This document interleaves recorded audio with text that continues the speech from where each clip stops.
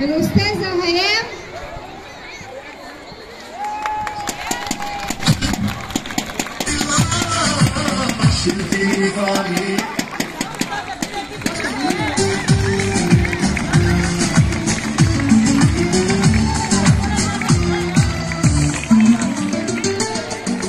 بضمتك ماسك محضون بإحساسك من تحتك الجنة وأنا شايلاني براسي بضمتك ماسك محضون بإحساسك من تحتك الجنة وأنا شايلاني براسي وكبرت يما وانتي صدقاني.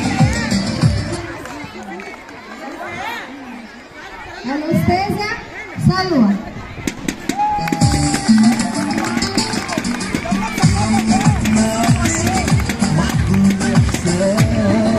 من تحتك الجنة وأنا شايلاني براسي بضمتك ماسك محكوم إحساسي من تحتك الجنة وأنا شايلاني براسي. الأستاذة نروين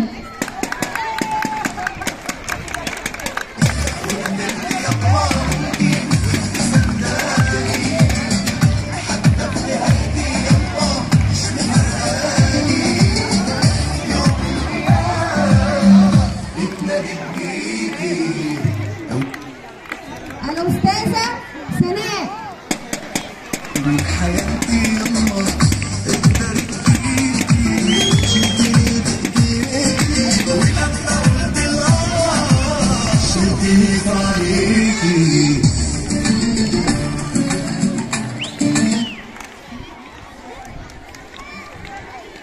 الأستاذة جهان حامد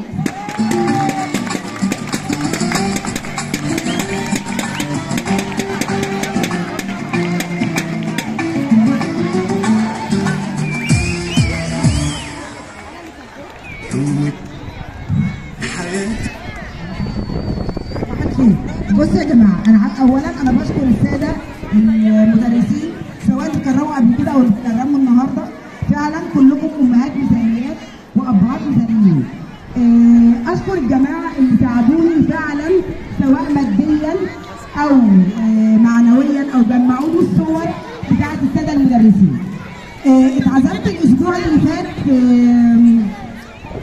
في الاعدادي وانا نازله. انا كنت عامله فعلا الهدايا دي كهدايا شخصيه وانا نازله. ربنا يبارك له مستر محمد شفيق، لقيته اصر انه يديني مبلغ من المال وبيقول لي لازم يتكرموا. قلت له والله انا عامله لهم فعلا والهدايا عندي، والاسامي اللي قالها سبحان الله هي نفس الاسامي اللي جت، يعني اللي كنت عامله لها الهدايا. شكرا لمس سميه عبد اللطيف، شكرا لمستر محمد شفيق، شكرا لمس منار اللي عامله لنا مفاجاه النهارده.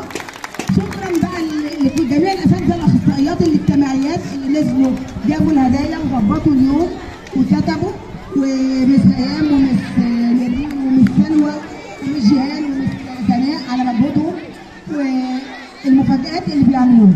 شكرا ليكم. طبعا الاخصائيات دورهم كبير جدا جدا جدا بامانه.